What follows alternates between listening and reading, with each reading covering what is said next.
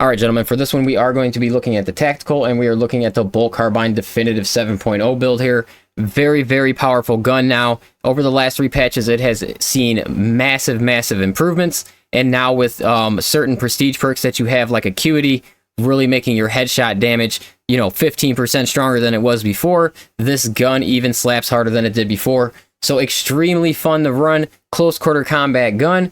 The build we got set up right here, it is going to be more beneficial if you do take a fencing melee weapon, just because if you're looking to maximize the Bolt Carbine, the fencing weapon is going to give you gun strikes, it's going to instantly reload your gun, and it's going to keep your range damage at a maximum. So that's why I would recommend it right here. But if you are running this with a blocking weapon, you may not get as many gun strikes, but it is very good with contested health, so it does work well with blocking weapons, also. So we're going to take a closer look at this build right here and kind of go over our perks, what we're synchronizing together, why we're taking what we're taking, and then we'll look at the Bolt Carbine itself as well.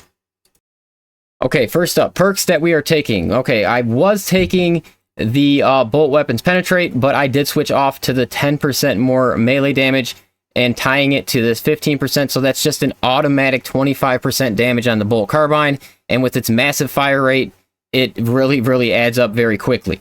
So with me adding this 10%, I felt a little more comfortable dropping Relentless Pursuit and going with Heightened Vigor for the, I'm mostly taking this for the knockback immunity, but the 10% melee and gun strike damage, obviously that helps a lot, and I'm doing a lot of gun strikes to reload my weapon. So this one, if you want max damage all the way across, you're going to take this, but I'm telling you, you are close quarters a lot in this build, and this one comes in handy, Heightened Vigor, a lot throughout your build. And then you already know this one we're taking all the time. Aligned aim, we just talked about that. You want to add that 15% onto the Bolt Carbine. It really makes a big difference in the damage department. And then we are doing our Auspic scan for our max 120% damage to pair with our parry scans right here. And then, this, I find this to be the best signature on the class now, especially since it hits every 90 seconds, and it is pretty powerful in general. And then one of the best prestige perks that we unlocked with the class itself and for this gun is going to be Acuity right here. You will be hitting a ton of headshots, and you will have this thing up at 15%, for most of your playthrough here. And then just for the other ones we're taking, we got Fortitude here, Resilience, and then also Skilled Supplier. So ammunition-wise, no problems with ammunition, even though you're using, you're going through your clips extremely fast. Ammunition was not an issue through any of my operations at all. Stayed up really good on the gun. Gun strikes kept the gun reloaded, and you're just able to do a ton of damage with the Bolt Carbine now. Okay, and then when we're speaking of our Bolt Carbine, see, now one of the main things we're looking for here is we really want this right here. After a gun strike, the weapon is instantly going to reload. So that is going to prevent you from getting, the extra 10% damage down there. And you're not going to get the maximum ammo reserve. But I've already told you before, you don't feel any issues with ammo on this gun at all. So we are still picking up 20% base damage and 30% headshot damage.